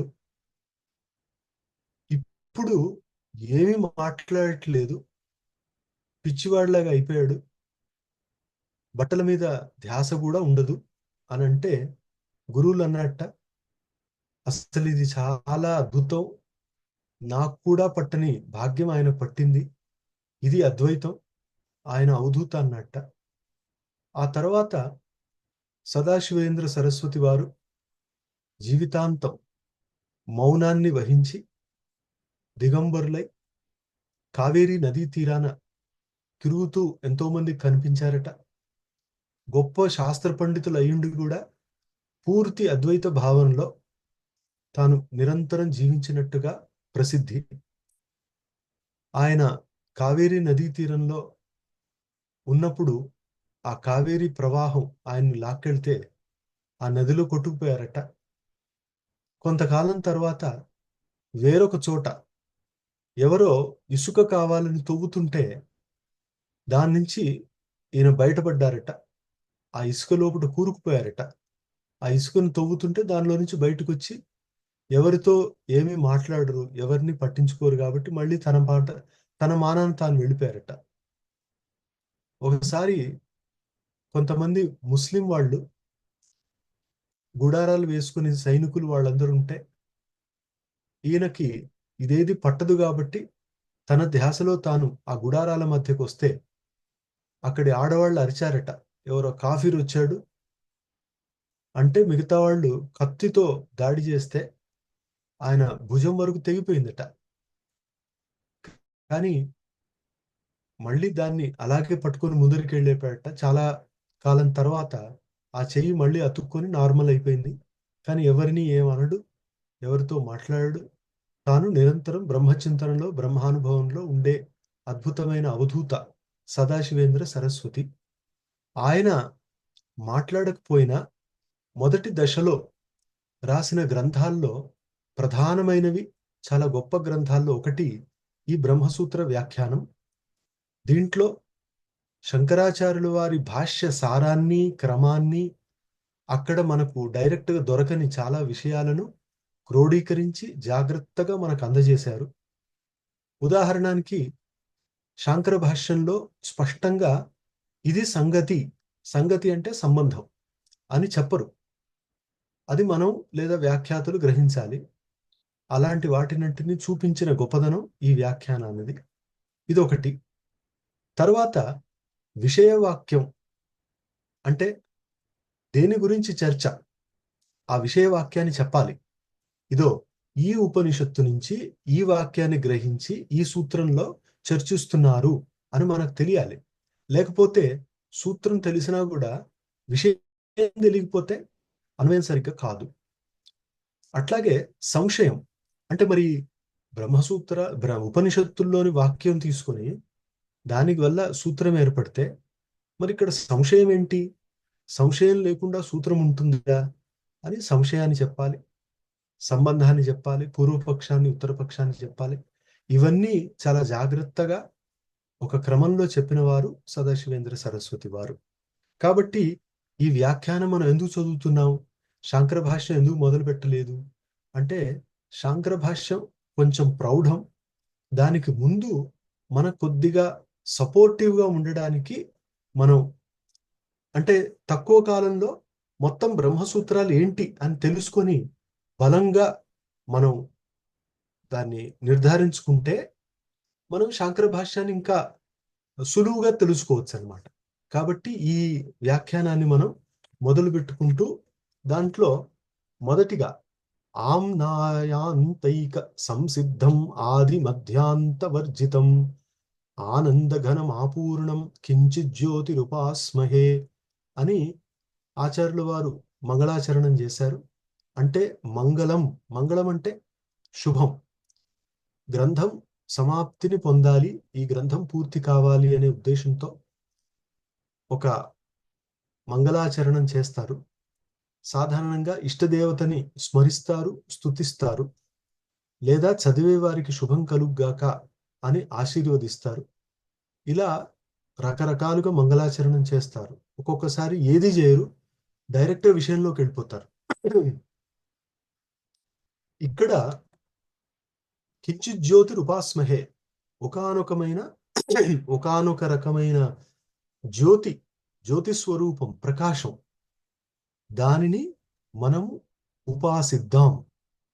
ఉపాసించడం అంటే నిరంతరము ఆ భావనలో ఉండి దానికి దగ్గరగా ఉండడం. దాని భావనలో ఉంటే తప్ప దానికి దగ్గరగా ఉండలేము. కాబట్టి ఉపాసించడం అంటే దాని భావనలో ఉండడం. అది ఎలాంటి జ్యోతి, ఎలాంటి ప్రకాశం అంటే ఆమ్నాయ అంత ఏక సంసిద్ధం. ఇది దాని స్వరూపం. ఆమ్నాయం అంటే వేదం, ఆమ్నాయ అంతం అంటే వేదాంతం, అంటే ఉపనిషత్తులు. దాంట్లో మాత్రమే సంసిద్ధం అంటే ఉపనిషత్తుల ద్వారా మాత్రమే తెలియదగింది, ఉపనిషత్తుల్లో మాత్రమే పూర్తిగా ప్రతిపాదించబడింది. అది బ్రహ్మ. ఆది మధ్యాంత వర్జితం. అది ఎలాంటిది అంటే ఆది లేనిది, మధ్యం లేనిది, అంతం లేనిది. ఆది లేదు కాబట్టి అంతం ఉండదు, ఈ రెండు లేవు కాబట్టి మధ్యం ఉండదు. అలాంటిది ఈ ప్రకాశం. ఆనంద ఘనం. ఇది ఎలాంటిదంటే ఆనందమయం. దీంట్లో ఈ అర్థంలో ఘనం అనే ఒక శబ్దం ఉంది. ఉపనిషత్తుల్లో, చాందోగ్యోపనిషత్తులో వాడతారు ఇలాంటి శబ్దం. ఆనంద ఘనము, ప్రజ్ఞాన ఘనము అని. ఘనం అంటే నిబిడీకృతం, పూర్తిగా తాను. ఇప్పుడు ఒక ఉప్పు కణిక తీసుకున్నాం అనుకోండి, ఉప్పు రవ్వ. అది ఆది మధ్య అంతం మొత్తం ఉప్పు మాత్రమే. ఆప్రణఖాత్ సువర్ణమయ ఏవ అని ఉపనిషత్తు చెప్పినట్టుగా పైనుంచి చివరి వరకు, ఇటు నుంచి అటు వరకు మొత్తం తానే. ఎటువైపు గిల్లినా అది ఉప్పే. అలా ఎటువైపు నుంచి చూసినా ఈ బ్రహ్మ అనేది ఆనంద ఘనం, ఆనందమే తన స్వరూపంగా కలిగింది. ఆ పూర్ణం, అంతటా పూర్ణమైనది. అంటే తానుగాక ఇంకొకటి ఉంటే తాను పూర్ణం కాదు. తానే ఉంటే పూర్ణం. అలా తాను మాత్రమే ఉన్న ఒక స్వప్రకాశమైన బ్రహ్మ అనే తత్వము, దానిని మనం ఉపాసించదముగాక అని ఇక్కడ చెప్పి, నమస్త్రయ్యంత కాంతార విహారైక పటీయసే వాది మత్తేభ సంహర్త్రే వ్యాస కేసరిణే సతే అని. ఇప్పుడు వ్యాస మహర్షి నమస్కరిస్తూ నమః అన్నారు. నమః అని ఉన్నప్పుడు సంస్కృతంలో చతుర్థి విభక్తిలో ఉన్న పదం ఉండాలి. అది వ్యాస కేసరినే సతే నమః అంటే చాలా గొప్ప సత్పురుషులైన వ్యాస మహర్షి అనే ఒక సింహానికి నా నమస్కారం. వ్యాస మహర్షిని సింహంతో పోల్చారు. ఇది లుప్తోపమానొచ్చు లేదా రూపకాలంకారం అనుకోవచ్చు. త్రయ్యంత, ఈ సింహం ఎక్కడ విహరిస్తుంది అంటే సింహం మరి అడవిలో ఉంటుంది. మరి వ్యాసుడనే సింహం ఎక్కడుంటుంది అంటే త్రయ్యంత కాంతార విహారైక పటీయసే. ఈ వేదాంతాలు అనేదే ఒక అడవి. ఈ అడవిలో విహరించడంలో చాలా నైపుణ్యం కలిగిన సింహం వ్యాసుడనే సింహం అని ఒక అద్భుతంగా రూపకాలంకారంతో చమత్కారంతో చెప్పారు. మరి ఈ సింహం ఏం చేస్తుంది అంటే అడవిలో సింహం ఏం చేస్తుంది అంటే ఏనుగుల్ని ఏదో చంపుతుంది. ఏనుగుల్నే చంపడం ఏంటి గొప్ప అంటే మిగతా వాటిని చంపడంలో గొప్పతనం లేదు. తనకంటే పెద్దది, తనకంటే బలమైంది అలాంటి ఏనుగును కూడా సంహరిస్తుంది అంటే దాని గొప్పతనం. ఇలా ఇక్కడ మరి వ్యాసుడు అనే సింహము ఏ ఏనుగుల్ని సంహరిస్తుంది అంటే వాది అనే ఏనుగులను. వాది అంటే ప్రతివాది, వాదించేవారు లేదా పూర్వపక్షం వాళ్ళు. వారే ఇక్కడ ఏనుగులు. వాది రూపంలో ఉన్న ఏనుగుల్ని సంహరించే ఆ వ్యాస మహర్షి అనే సింహానికి నా నమస్కారం అన్నారు. నమస్కరించడం అంటే వారు గొప్పవారు అని స్వీకరించి మనము వారికి శిష్యులమని చెప్పుకోవడం. స్తువన్ మోహస్తమస్తోమ భానుభావముపేయుష స్తుమస్తాన్ భగవత్పాదాన్ భవరోగాభిషగ్వరాన్. ఇప్పుడు శంకరాచార్యుల వారిని నమస్కరిస్తున్నారు. శంకరాచార్యుల వారు ఎవరు అనంటే భవరోగ భిషగ్వరాన్. భవ అంటే సంసారం, రోగ అంటే ఈ సంసారం అనేదే ఒక రోగం. అయితే రోగం లాంటిది. అయితే దానికి భిషగ్వర అంటే ఒక మంచి వైద్యుల్లాంటి వారు. సో ఈ సంసారం అనే రోగాన్ని దూరం చేయడానికి గొప్ప వైద్యుల వలె ఉన్న శంకర భగవత్పాదాన్ తాన్ స్తుమః. స్తుమః అంటే స్తుతించదము గాక లేదా స్తుతిస్తున్నాము అని. ఎలాంటి వారు ఈ శంకరులు అంటే స్తువన్ మోహ, స్తుతించేవారి మోహము అనే తమస్తోమ భావం అంటే తమః అంటే అంధకారం, చీకటి. దాని స్తోమం అంటే గుంపు, దట్టమైన చీకటి. దాన్ని తొలగించే భాను. భాను అంటే సూర్యుడు. తనను ఆశ్రయించిన వారి అజ్ఞానమనే చీకటిని తొలగించే సూర్యుడు వంటి ఈ శంకరాచార్యులు వారిని, సంసారం అనే రోగాన్ని దూరం చేసే గొప్ప వైద్యుల వంటి వారిని నేను నమస్కరిస్తున్నాను అని. ఉపేయుష అనేది క్వసు ప్రత్యయాంతో అయం నిపాత్యతే అని. క్వసు ప్రత్యయాంతంగా ఉపేయుష, ఉపేయువాన్ అంటే పొందువాడు అని.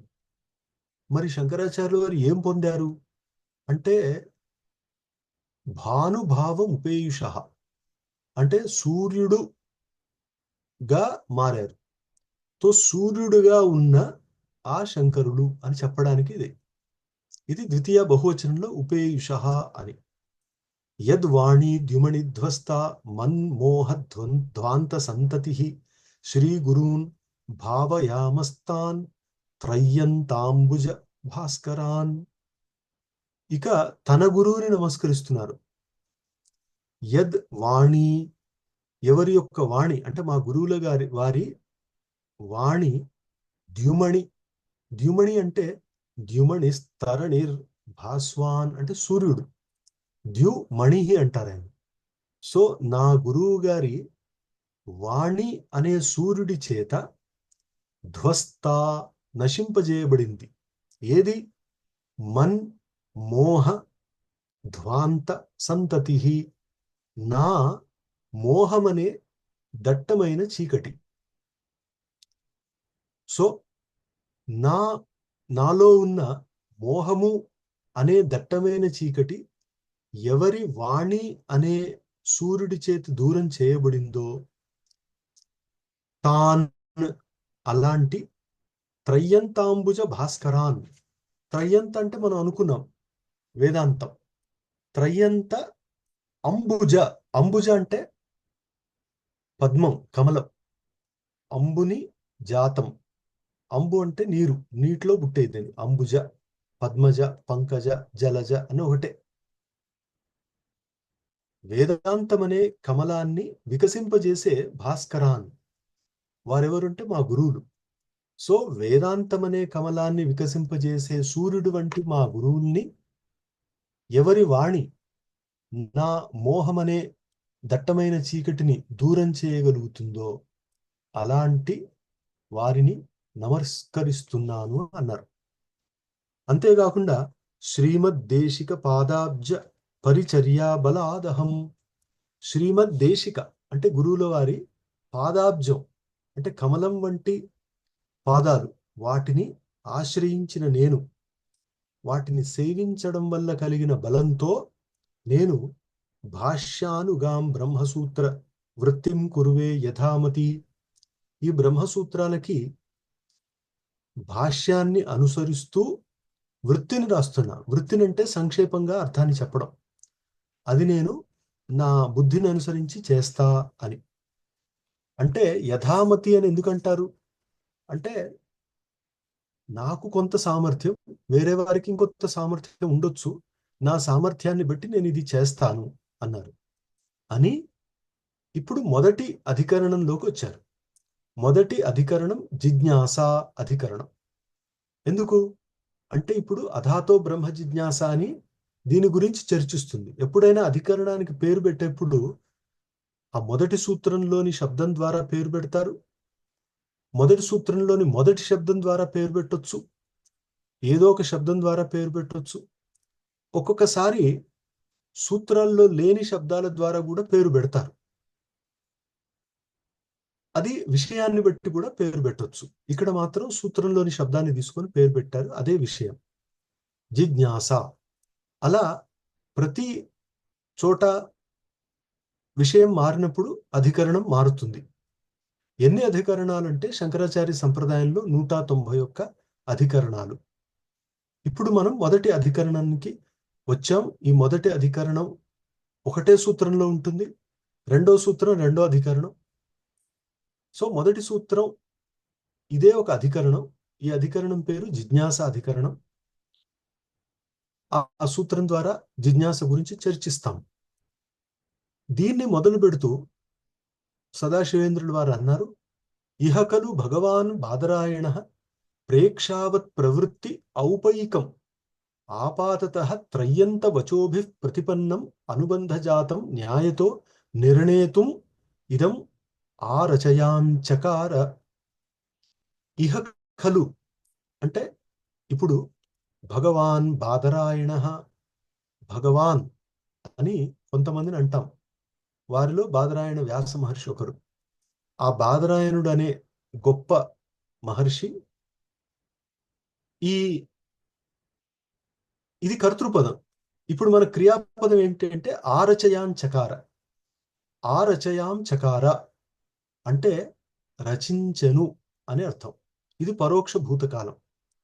ఆరచయాంచకార అంటే రచయామాస, నిబబంధ అని రచించారు. ఏం రచించారు అంటే ఇదం. ఇదమేంటి అంటే బ్రహ్మసూత్రం అని మనం గుర్తించాలి. ఇదం ఆరచయ అని చెప్పారు, దీనిని రచించారు. ఇప్పుడు ఎలా రచించారు, ఎందుకు రచించారు అనే దాన్ని ఈ వాక్యంలో చెబుతూ ప్రేక్షావత్, ప్రేక్షావత్ అంటే పండితుల, ప్రేక్షావాన్ పండిత వివేకీ అంటారు. ప్రేక్షావత్ అంటే వివేక జ్ఞానం కలవారి ప్రవృత్తి, వారి ప్రవృత్తికి ఔపయికం ఉపయోగపడేది, అంటే వివేకం కలవారికి ఉపయోగపడేది. ఆపాతత అంటే పై పైన, త్రయంత వచోభి ప్రతిపన్నం వేదాంత వాక్యాల ద్వారా అంతో ఇంతో తెలిసింది. అనుబంధ జాతం, అనుబంధ జాతం అంటే ఆయా అనుబంధాలను, అనుబంధం అంటే అంగము అంటాము, అప్రధానము, సంబంధం కలిగింది, అదే అనుబంధ జాతం. దాన్నంతా కూడా న్యాయతో నిర్ణేతుం, యుక్తి ద్వారా, వేదాంత వాక్యాల ద్వారా నిర్ణేతుం నిర్ణయించడానికి ఈ బ్రహ్మసూత్రాన్ని రచించారు అని చెప్పారు. సో ఈ విధంగా అధికరణం మొదలవుతుంది. దీని ప్రయోజనం ఏంటి అంటే, కొంత వివేకం కలిగిన వారు ఎంతో కొంత వేదాంత వాక్యాల ద్వారా బ్రహ్మాన్ని తెలుసుకున్నా కూడా ఆ బ్రహ్మం అనేది ఇది అని ఇదమిత్తంగా దాన్ని నిర్ధారించుకోలేరు. కాబట్టి ఆ నిర్ధారించుకోవడానికి యుక్తిని, శృతివాక్యాన్ని ఇదంతా జోడించి రచించినది ఈ బ్రహ్మసూత్రం అనే గ్రంథం. కాబట్టి మనకు ఉపనిషత్తులు చదివితే వచ్చే సందేహాలు, సమన్వయం చేసుకోకపోవడం వల్ల వచ్చే శంకలు లేదా తప్పుడు అర్థాలు, వాటన్నిటినీ దూరం చేసుకొని ఇది వేదాంతం అని స్పష్టంగా తెలుసుకోవడానికి ఉపయోగపడేట్లుగా బాదరాయణ మహర్షి అనుబంధ జాతం కలిగిన ఈ బ్రహ్మసూత్రాన్ని రచించారు అని మనకు ఇది అర్థం. సో ఇంతవరకు మనం ఉపోద్ఘాతాన్ని చూసాం. ఈ తర్వాత అథాతో బ్రహ్మ జిజ్ఞాస అని. ఇప్పుడు నేను ఇంతకుముందు చెప్పినట్టుగా అథాత అని అంటే ఏంటి అంటే, అనుకున్నాం కదా, అథ అంటే ఇక, ఇప్పుడు, అతః ఈ కారణం చేత అని. ఇప్పుడు మనం చూద్దాం. అత్ర అధశబ్దేన సాధన చతుష్టయ సంపత్యానంతర్యం ఉచ్యతే. అంటే సాధన చతుష్టయం పొందిన తరువాత, కలిగిన తరువాత, సంపత్తి అంటే మనం జనరల్గా ఐశ్వర్యం అంటాం, సంస్కృతంలో సంపద్యతే, అహరహ బ్రహ్మ సంపద్యతే అని అన్ని చోట్ల వస్తుంది.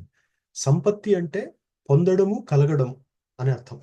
సాధన చతుష్టయ సంపత్తి అంటే ఈ ఇంతకుముందు మనం చెప్పుకున్న ఇహాముత్ర ఫలభోగ విరాగం, సదసద్ వస్తు వివేకం, శమాది షట్క సంపత్తి, ముముక్ష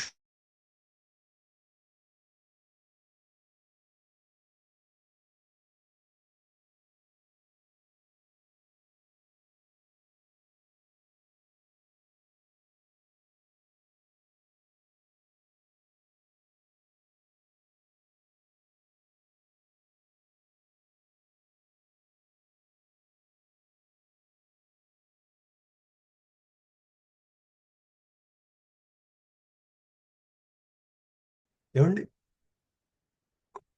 బ్రహ్మ జిజ్ఞాస అని ఇక్కడ విషయత్వం జ్ఞాతత్వేన ప్రయోజనత్వం బ్రహ్మణ ఉక్తం భవతి అని ఒక శాస్త్రీయ విషయాన్ని చెప్పారు. అంటే బ్రహ్మ జిజ్ఞాస ఇత్యనేన అజ్ఞాతత్వేన విషయత్వం, జ్ఞాతత్వేన ప్రయోజనత్వం బ్రహ్మణ ఉక్తం. ఇది నిజానికి మీమాంసా సూత్ర శాబర భాష్యం ఇదే పద్ధతిలో అధాతో ధర్మ జిజ్ఞాస అని చెప్పినప్పుడు, ధర్మ జిజ్ఞాస ఇక్కడ ధర్మం అనేది అజ్ఞాతత్వేన విషయత్వం, జ్ఞాతత్వేన ప్రయోజనత్వం అని చెప్పింది. దాన్నే అనుసరిస్తూ శంకర భగవత్పాదులు కూడా సూచించారు. దాన్ని వాచస్పతి మిశ్రులు భామతిలో హైలైట్ చేశారు. వీటన్నిటినీ క్రోడీకరిస్తూ సదాశివేంద్ర సరస్వతి వారు ఒక వాక్యంలో మొత్తం చూపించారు మనకు సంప్రదాయం. ఏంటి అంటే బ్రహ్మ విషయమా ప్రయోజనమా అని ఒక శంక. బ్రహ్మ విషయమా ప్రయోజనమా అంటే అంటారు అజ్ఞాతత్వేన విషయత్వం. బ్రహ్మ మనకు తెలియదు, ఇప్పుడు తెలుసుకుంటున్నాం అంటేనేమో బ్రహ్మ విషయం అవుతుంది. లేదు ముందే తెలుసు నిర్ధారించుకోవడానికి అంటే అది ప్రయోజనం అవుతుంది. కాబట్టి బ్రహ్మ జిజ్ఞాసలో బ్రహ్మ విషయమా ప్రయోజనమా అని ఎవరైనా ప్రశ్నిస్తే రెండు. అజ్ఞాతమైన బ్రహ్మను తెలుసుకోదలిస్తే విషయం, జ్ఞాతమైన బ్రహ్మను నిర్ధారించుకోదలిస్తే ప్రయోజనం.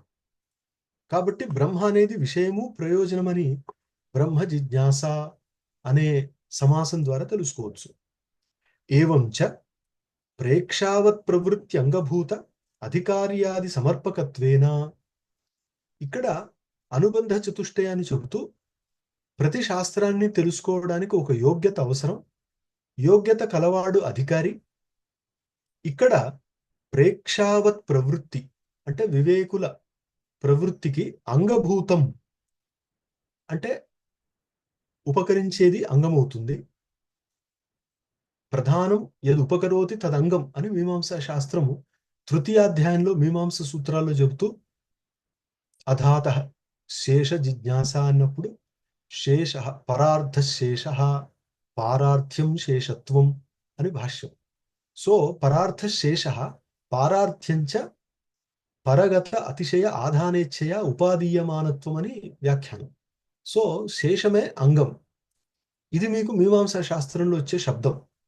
ఇక్కడ వివేకవంతుల ప్రవృత్తికి అంగభూతమైనది ఏది అంటే అధికారి ఆది, అధికారి విషయ సంబంధ ప్రయోజనం అనే 4.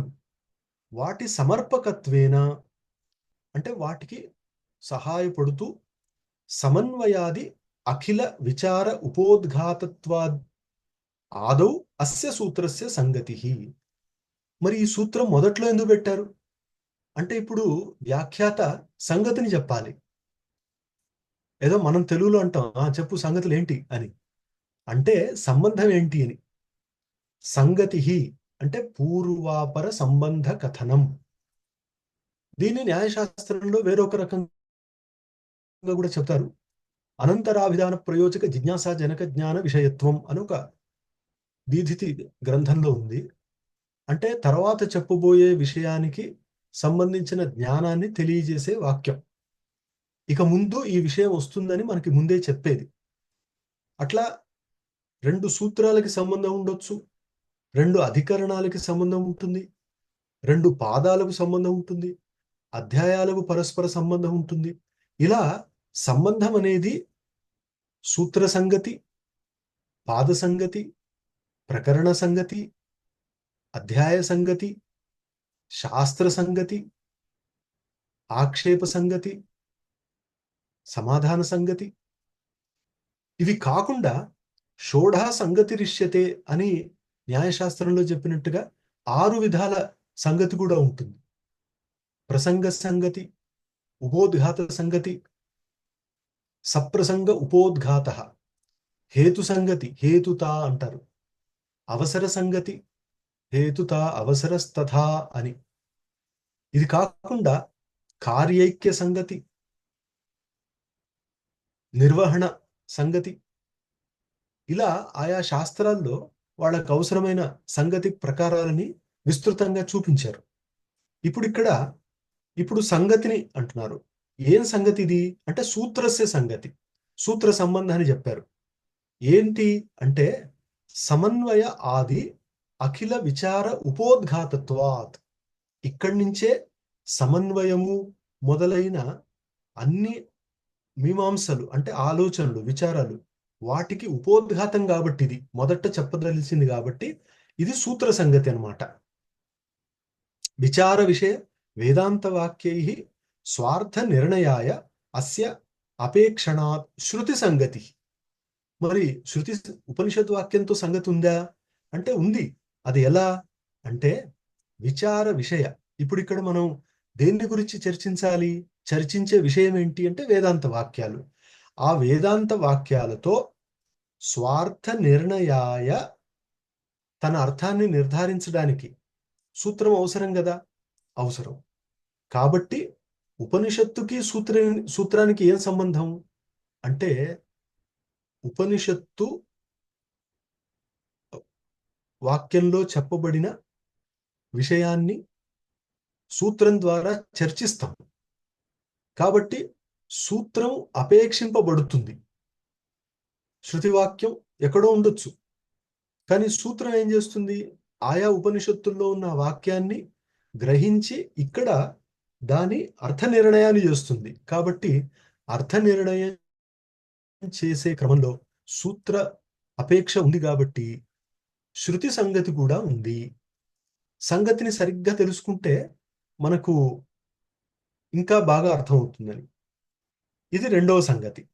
ఇప్పుడు మూడవ సంగతి ఏం చెప్తున్నారంటే శాస్త్ర సంగతి. అంటే శాస్త్రంతో ఈ సూత్రానికి ఏం సంబంధం అంటే, ఏవం సర్వేషాం శృతి సంగతి ద్రష్టవ్య.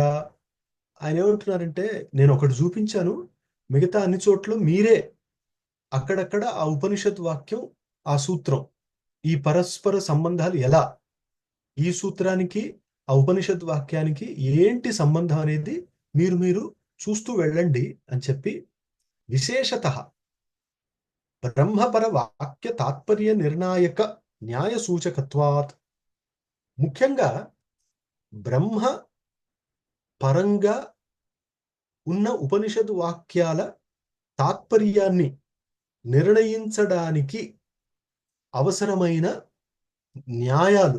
న్యాయం అంటే యుక్తి, ఉపపత్తి.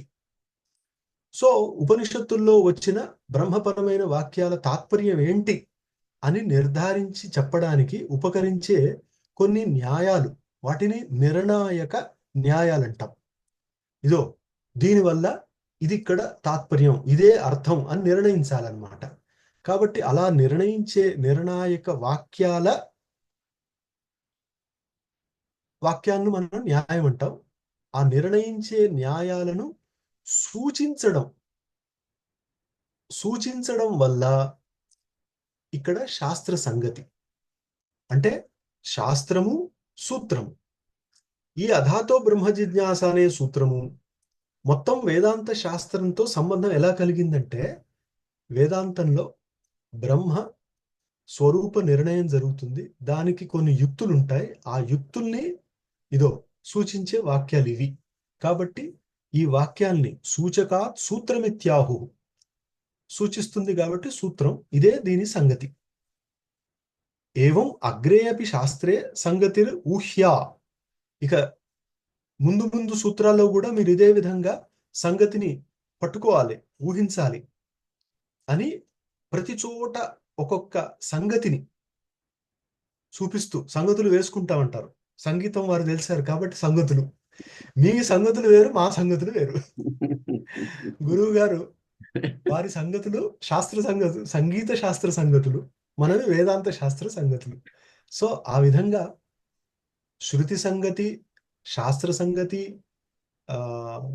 అధ్యాయ సంగతి, సూత్ర సంగతి, ఇలా ఒకటొకటి చూపించి ఇది పద్ధతి అని మనం గ్రహిస్తే మిగతా మనకు సులువు. కాబట్టి కొంచెం జాగ్రత్తగా ఆయన చూపిస్తున్నారు ఇవన్నీ. అధాతో బ్రహ్మ జిజ్ఞాస ఇత్యాది సూత్రైః సర్వే వేదాంత బ్రహ్మపరా ఇది సమన్వయ ప్రతిపాదనాత్ తేషాం ఆధ్యాయం సమన్వయ అధ్యాయ సంగతి అని. ఈ అధ్యాయం పేరు సమన్వయ అధ్యాయం, తరువాతది అవిరోధ అధ్యాయం, తరువాతది సాధనాధ్యాయం, చివరిది ఫలాధ్యాయం. ప్రతి అధ్యాయానికి కూడా సంబంధం ఉండాలి. ఈ అధ్యాయం సంగతి ఏంటి సూత్రంతో అంటే, ఇది సమన్వయ అధ్యాయం కాబట్టి సమన్వయ సంగతి అని మనం చెప్పుకోవాలి. అది ఎలా అంటే, అథాతో బ్రహ్మ జిజ్ఞాస, ఇలా మొదటి సూత్రం, ఇది మొదటి సూత్రం. ఇక్కడి నుంచి ఇది ఈ సమన్వయ అధ్యాయం చివరి వరకు వెళితే ఇన్ని సూత్రాలు కూడా సర్వే వేదాంత బ్రహ్మపర, ఉపనిషత్ వాక్యాలన్నీ కూడా బ్రహ్మమయ పరముగా ఉండే వాక్యాలు, వాటి తాత్పర్యం బ్రహ్మ అని సమన్వయ ప్రతిపాదనాత్, అన్ని ఉపనిషత్తు వాక్యాల సమన్వయం బ్రహ్మమందే అని ప్రతిపాదించడం వల్ల ఈ సూత్రాలన్నిటికీ ఈ సూత్రంతో సంబంధం ఏంటి అంటే, అధ్యాయం చివరి వరకు కూడా సమన్వయ అధ్యాయ సంగతి, సమన్వయించడమే సంబంధం వీటికి అని. ప్రథమ పాదం స్పష్ట బ్రహ్మపరలింగానం వాక్యానం విచార్యత్వా ఆపాదం పాద సంగతి. మొదటి పాదంలోని అన్ని సూత్రాలకి పాద సంగతి ఉంది. అదేంటి అంటే స్పష్ట బ్రహ్మ లింగ బోధకాలు. అంటే ఉపనిషత్తుల్లో స్పష్టంగా బ్రహ్మ చెప్పబడిన వాటిని గ్రహించి వాటిని సూత్రబద్ధం చేశారు కాబట్టి ఈ సూత్రాలు పాద సంగతిని కూడా కలిగి ఉన్నాయి అని ఈ రకంగా మనం సంగతిని చెప్పుకోవచ్చు. ఉత్తరాధికరణ సంగతిస్తూ తస్యైవ అనేన ఇది న అస్య ఉచ్యతే. మరి రెండో అధికరణంతో రెండవ సూత్రంతో దీని సంగతిని చెప్పండి అని అంటే ఈయన అంటున్నారు, అసలు దానికి దీనితో సంగతి ఉంది, దీనికి దానితో కాదు, కాబట్టి ఆ సూత్రం వచ్చినప్పుడు అప్పుడు చూసుకుందాం లేండి అని ఇక్కడి వరకు వారు సంగతిని జాగ్రత్తగా మనకు చూపించారు. మనం వీటిని జాగ్రత్తగా పట్టుకోవాలని చెబుతూ ఈరోజు తరగతిని లేదా కక్షను లేదా స్వాధ్యాయాన్ని ఇక్కడ ఆపుకుందాము అని చెబుతూ, గురుర్ బ్రహ్మ గురుర్ విష్ణు గురుర్ దేవో మహేశ్వర గురు సాక్షాత్ పరం బ్రహ్మ తస్మై శ్రీ గురవే నమః. హరి ఓం. ధన్యవాదాలు మహోదయ.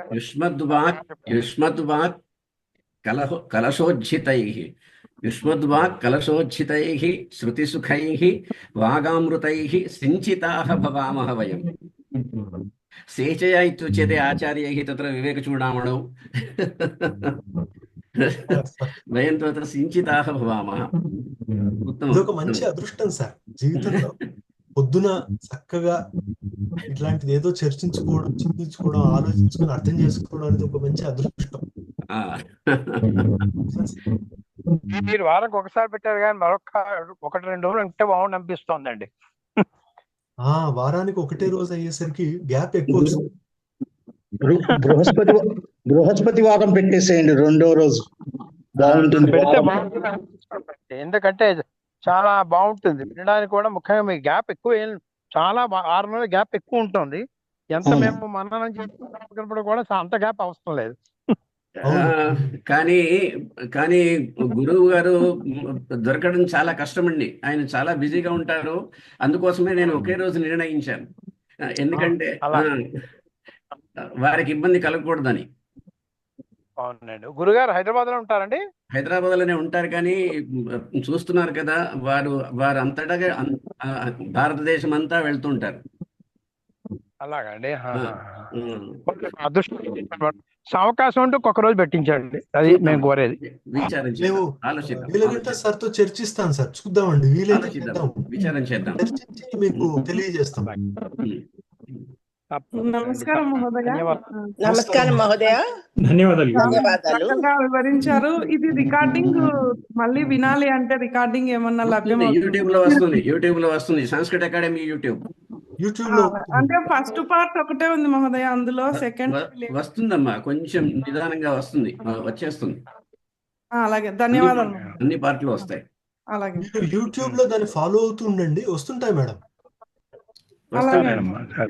అది అప్లోడ్ అవుతూనే గ్రూప్ లో కూడా ఇన్ఫర్మేషన్ ఇస్తారు. అస్తు నమస్కారం అండి అందరికి.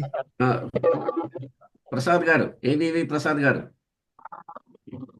అయ్యా చెప్పండి. మీరు మ్యూట్ లో ఉన్నారు ప్రసాద్ గారు. ప్రణామ్ సార్. చాలా అద్భుతంగా ఉంది సార్. ఉదయము ఆదివారము చాలా మనోహరంగా ఉంది. అంతేకాదు విషయాన్ని, వేదాంతపరమైనటువంటి విషయాన్ని చాలా అద్భుతంగా ప్రవేశపెట్టారు. చాలా చక్కగా మమ్మల్ని ఈ వేదాంత అరణ్యంలోకి మమ్మల్ని చాలా చేయబట్టుకొని తీసుకెళ్తున్నారు. చాలా సంతోషంగా ఉంది. వేదాంత ఉద్యానవనంలోకి. అందులో బ్రహ్మసూత్రాలు అనేది అత్యంత జటిలమైనటువంటిది కదా. నిజానికి చాలా అద్భుతమైందండి. ముందు ముందు చాలా మనకి ఆనందం కలుగుతుంది, తృప్తి కలుగుతుంది. అసలు ఎవరికి వారికి అసలు జీవితం ఇంకా పరిపూర్ణం అయింది అన్న భావన కలుగుతుంది. ఇంకా చాలా విషయాలు, ఎంతో అద్భుతమైన విషయాలు బాగా చెప్పారు మీరు. చదువుకుందాం అండి, ఎంత వీలైతే చదువుకుందాం అంత. చదువుకుందాం. సార్ అస్తు చిన్న విన్నపం సార్. చెప్పండి. సార్ ఇప్పుడు ప్రతిదానికి యోగ్యత కోసం సాధన చతుష్టయం అంటారు కదా, ఈ సాధన చతుష్టయం గురించి క్లుప్తంగా అంటే సమయం వృధా కాకుండా క్లుప్తంగా ఏమన్నా చెప్తే కొంచెం. యోగ్యత అండి, సాధన చతుష్టయం. సాధన చతుష్టయం. సాధన చతుష్టయం అంటే మనకు ఇంతకుముందు కూడా చెప్పాను, మొట్టమొదట ఏది నిజం ఏది అబద్ధం అని నిత్యము అనిత్యము, సత్యము అసత్యము, ఈ వివేకం కలగడం ముందు కలిగి మనసుకు పట్టుకోవాలి. అది అంటే ఇది నిజము అని తెలియడం వేరు, దాన్నే మనసు పట్టుకోవడం వేరు. యోయత్ శ్రద్ధ సయేవ సహ శ్రద్ధావాన్ లభతే జ్ఞానం అని భగవద్గీతలో చెప్పినట్టుగా అది గొప్ప శ్రద్ధ ఉంటే ఇది కలుగుతుంది. ఇది మొదటిది. తరువాత మనస్సు ఇక్కడి ఈ లోకానికి చెందినవి కానీ తర్వాత లోకానికి చెందిన భోగాలని ఆశించకపోవడం, ఇది చాలా కష్టం. ఎందుకంటే మనకు ఏదో ఒకటి కావాలనిపిస్తుంటుంది, ఏదో మనకు లభించాల్సింది లభించలేదు అని ఒక తపన ఉంటుంది. ఇహాముత్ర ఫలభోగ విరాగం అనేది అవసరం అనేది రెండవది. మూడవది శమాధి షట్క సంపత్తి, అంటే ఇంద్రియ నిగ్రహం ఉండాలి, బయట ఇంద్రియాలు, మనస్సు. తర్వాత శమ దమ ఉపరతి, అంటే తనలో తాను సంతృప్తిగా ఉండగలగడం. తితిక్షు అంటే సహించగలిగిన సామర్థ్యం ఉండాలి, అంటే సుఖదుఖాలు శీతోష్ణాలు వీటిని సహించగలిగిన క్షమత. తర్వాత సమాధి సమాధానం అని మనస్సుని నిలకడగా ఉంచుకోగలగాలి. ముముక్షుత్వం అంటే నేను ఇంకా మరొకసారి దీంట్లోకి రాకూడదు, చాలు ఇంకా అని మోక్షాన్ని కోరుకోవడం. సో ఒకటొకటిగా ఇవన్నీ శమాధి షట్క సంపత్తి, ఇవి కావాలి. సో వీటిని సాధన చతుష్టయం అని శంకరాచార్యులు వారు వివరించారు. దీన్నే వేదాంత సారంలో కూడా అనుబంధ చతుష్టయంలో వివరిస్తారు. ఇవి మనకు పట్టాలి బాగా, అప్పుడు బ్రహ్మను తెలుసుకుంటాం. ఇప్పుడు మనం బ్రహ్మ జిజ్ఞాస సూత్రాన్ని తెలుసుకుంటున్నాం, అప్పుడు బ్రహ్మను తెలుసుకోగలమని ఇది సంక్షేపంగా చెప్పుకోవచ్చు. ఉత్తమం ఉత్తమం ఉత్తమం. సమాపయామః. సార్. హరి ఓం. సహనా భవతు, సహనౌ భునక్తు, సహ వీర్యం కరవావహై, తేజస్వినావధీతమస్తు మా విద్విషావహై. ఓం శాంతి శాంతి శాంతి. అస్తు భానువాసరः శుభం సర్వేషాం. శుభదినం సార్. మిలామः, పునర్మిలామः.